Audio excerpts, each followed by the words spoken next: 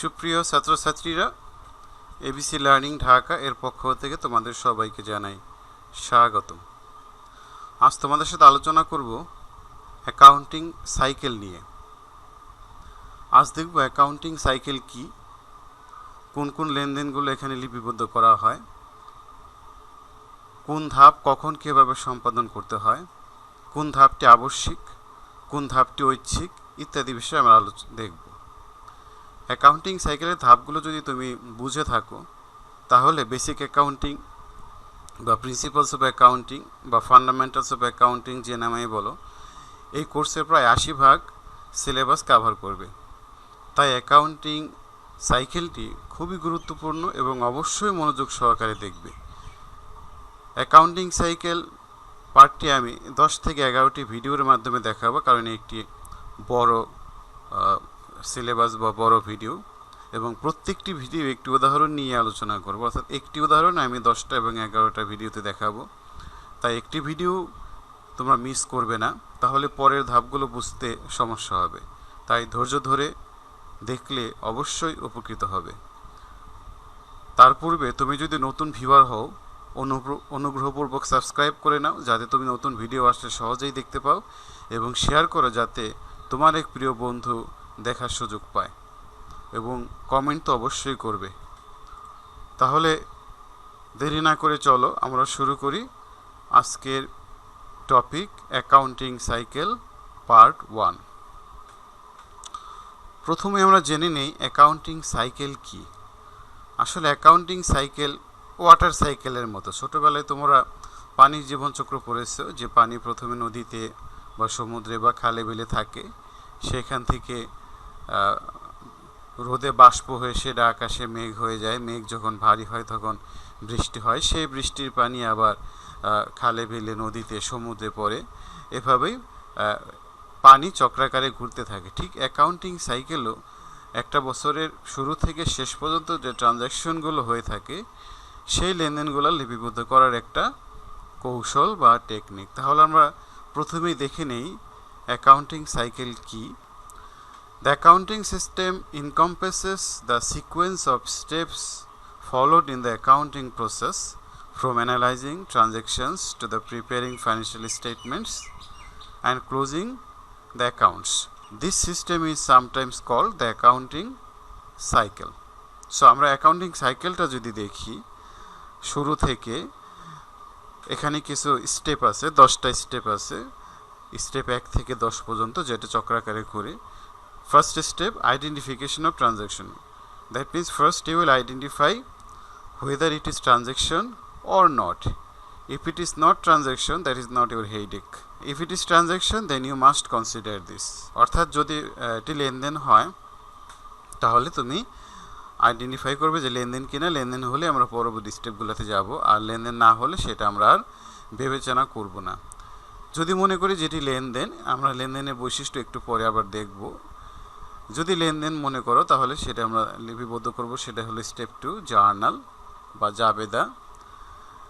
Journal করার পরে আমরা সেগুলোকে পার্মানেন্টলি একটা বইতে লিপিবদ্ধ করব, সেটা হলো লেজার অ্যাকাউন্টস। আমরা এখানে বলে রাখি জার্নাল হলো একটি প্রাইমারি অ্যাকাউন্ট বা প্রিলিমিনারি অ্যাকাউন্ট, যেখানে all transactions are recorded according to the date of occurrence temporarily.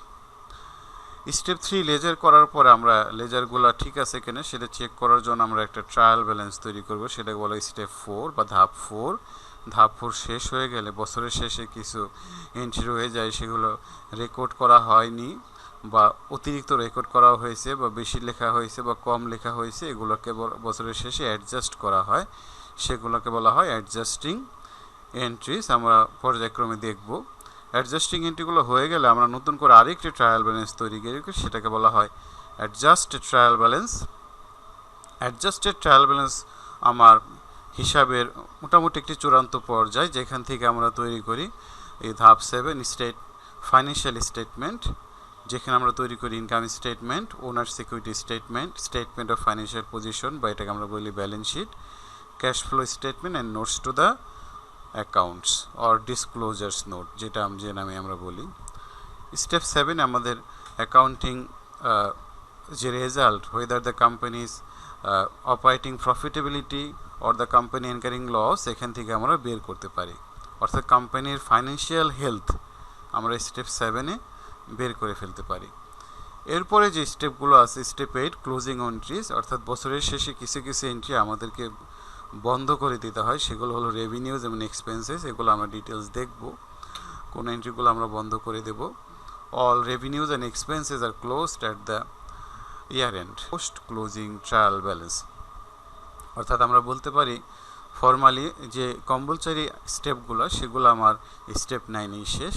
এরপরে অপশনাল একটি স্টেপ রয়ে যায়, যেটা হলো রিভার্সিং এন্ট্রিজ।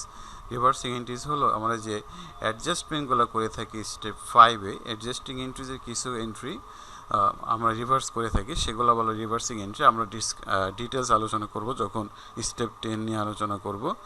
এভাবেই তাহলে আমাদের স্টেপগুলো পর্যায়ক্রমে চলতে থাকে। স্টেপ 5, 6, 7 না করে অনেক ক্ষেত্রে আমরা এই সবগুলো স্টেপ একটা স্টেপে কাভার করে, সেটাকে বলা হয় ওয়ার্কশিট। অর্থাৎ ওয়ার্কশিট হলো যে সবগুলো step, trial balance, adjusting entry, adjusted trial balance, financial statement, সেগুলো আমরা একটি শিটের মধ্যে তৈরি করি। এটাও আমরা দেখব কীভাবে তৈরি করা হয়, এটাকে বলা হয় ওয়ার্কশিট। তাহলে আমরা দেখলাম যে অ্যাকাউন্টিং সাইকেল কী এবং অ্যাকাউন্টিং সাইকেলের স্টেপসগুলো কী। এখন আজকে আমি ছোট্ট একটি এক্সাম্পল শুধু দেখব যে ট্রানজ্যাকশনগুলো আমরা কীভাবে আইডেন্টিফাই করি। তাহলে তার পূর্বে আমি একটি এক্সাম্পল এখানে তৈরি করে রেখেছি, কমপ্লিটিং দ্য অ্যাকাউন্টিং সাইকেল, একটি কম্প্রিহেন্সিভ এক্সাম্পল। অর্থাৎ একটি এক্সাম্পলে আমি 10-11টা ভিডিওতে সমাধান করার চেষ্টা করব। এখানে কিছু ট্রানজ্যাকশন দেয়া আছে, কিছু লেজার অ্যাকাউন্টস দেয়া আছে, অ্যাকাউন্টস নাম্বার দেয়া আছে এবং আমার কিছু রিকোয়ারমেন্টস দেয়া আছে। মোটামুটি 11টা রিকোয়ারমেন্টস দেওয়া আছে। আমরা এখানে রিকোয়ারমেন্টস থেকে প্রথম রিকোয়ারমেন্টসটা হলো identify from the above records which are transactions and which are not with explanation. অর্থাৎ এই যে আমাদের যেখানে কিছু ইভেন্টস বা ট্রানজ্যাকশনস রয়েছে, যে রেকর্ডগুলো করেছে সেগুলো থেকে আমাকে বের করতে হবে কোনগুলো ট্রানজ্যাকশন এবং কোনগুলো নয়, সেটাই আমার প্রথম স্টেপ। তাহলে আমরা ট্রানজ্যাকশনগুলো দেখি। Mister ABC opened ABC's carpet cleaners on March 1st. During March, the following transactions were completed. Following events and transactions আমি বলতে পারি,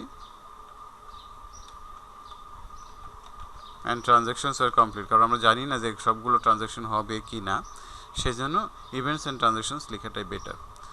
March 1 invested টাকা 2 lakh cash in the business. March 1 purchased used truck for 60,000 taka, paying 30,000 cash and the balance on account. Hired an office secretary for a monthly payment of taka 20,000. Purchased cleaning supplies for taka 12,000 on account. Paid taka 12,000 cash on 1-year insurance policy effective from March 1st. 7. Mr. ABC entered into a contract to provide service of taka 50,000 to be provided in April. Number March 14 billed customers taka 48,000 for cleaning services. Number March 18 paid taka 15,000 cash on account owed on truck and taka 5,000 amount owed on cleaning supplies. অর্থাৎ পূর্বে যে আমার বাকিতে আমরা ক্রয় করেছিলাম সেটা আমরা পরিশোধ করলাম। March 20 paid taka 18,000 cash for employee salaries. March 21 collected taka 14,000 from customer billed on March 14. 25 Mr. ABC took a decision to take another office that will cost rent 15,000 taka per month. March 28 billed customers taka 25,000 for cleaning services. Paid gas and oil for the month on truck 2,000 taka.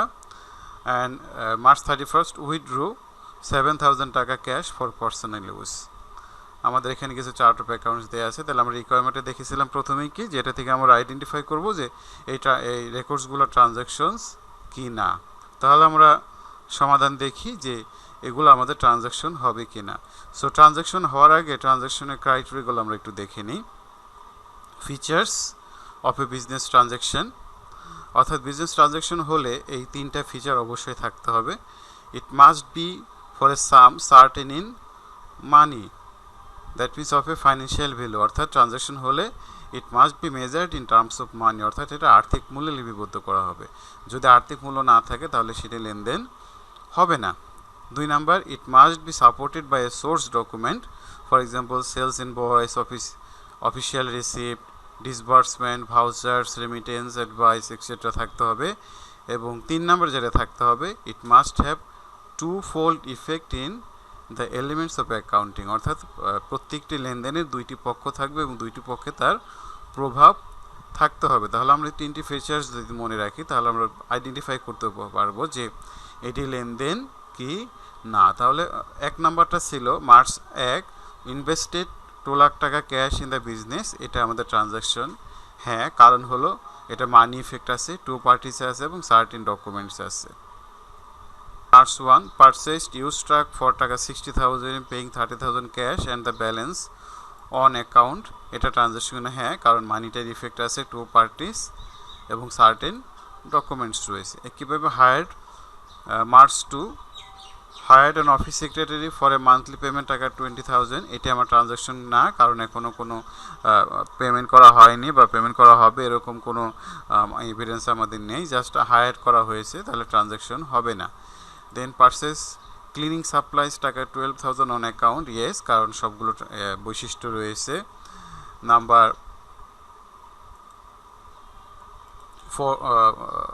7 Mr. ABC entered into a contract to provide services of টাকা 50,000 to be provided in April, এটা আমাদের একটি contract হয়েছে যে আমি একটা service দেবো, তার জন্য 50,000 টাকা পাবো, সো এটা আমার ট্রানজাকশন না, কারণ মানিটারি ইফেক্ট এখনও হয়নি।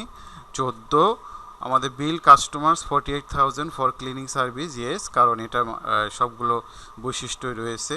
এরপর আছে আমাদের March 18 paid 15,000 cash on amount owed on truck and টাকা 5,000 on amount owed on cleaning supplies, তাহলে এটাও আমাদের ট্রানজাকশন, কারণ সব ইফেক্ট রয়ে গেছে। আমি ভিডিও শর্ট করার জন্য দ্রুত পড়ে যাচ্ছি। March 20 paid 18,000 cash for employee salaries, এটাও একটা transaction. Collected 14,000 from customers billed on March 14, গ্রহণ করা হলো, এটাও একটা transaction. Mister ABC took a decision to take another office that will cost rent 15,000 টাকা পার মান্থ, সে একটি সিদ্ধান্ত নিল যে সে আরও একটি চেম্বার সে নেবে, তাহলে এটি এখনও কোনো মানিটারি ইনভলভমেন্ট হয়নি, কোনো কন্ট্রাক্টও হয়নি। 28 March bill customers 25,000 for cleaning service, এটা আমাদের একটি transaction. March 31 paid gas and oil for the month on truck, ট্রাকের জন্য আমাদের যে গ্যাস এবং অয়েল এক্সপেন্স হলো সেটা আমাদের ট্রানজাকশন, কারণ সবগুলো এফেক্ট রয়েছে। এবং মার্চের 31 তারিখ উইথড্র 7,000 টাকা ক্যাশ ফর পার্সোনাল ইউজ, অর্থাৎ এবিসি তার ব্যক্তিগত ব্যবহারের জন্য টাকা উত্তোলন করলো, তাহলে এটি আমাদের একটি ট্রানজাকশন। তাহলে সুপ্রিয় ছাত্রছাত্রীরা, আমরা দেখলাম যে ট্রানজাকশন কি এবং অ্যাকাউন্টিং সাইকেল আমরা কিভাবে তৈরি করতে পারি। সো এটি ছিল আমাদের প্রথম ধাপ, পার্ট 1। আমরা পর্যায়ক্রমে অন্যান্য ধাপগুলো দেখব। তোমরা ধৈর্য সহকারে শুনো, আশা করি উপকৃত হবে, এবং সাবস্ক্রাইব করো এবং শেয়ার করে তোমার বন্ধুকেও দেখার সুযোগ করে দাও। ততক্ষণ তোমরা ভালো থাকো, সুস্থ থাকো, সবাইকে ধন্যবাদ।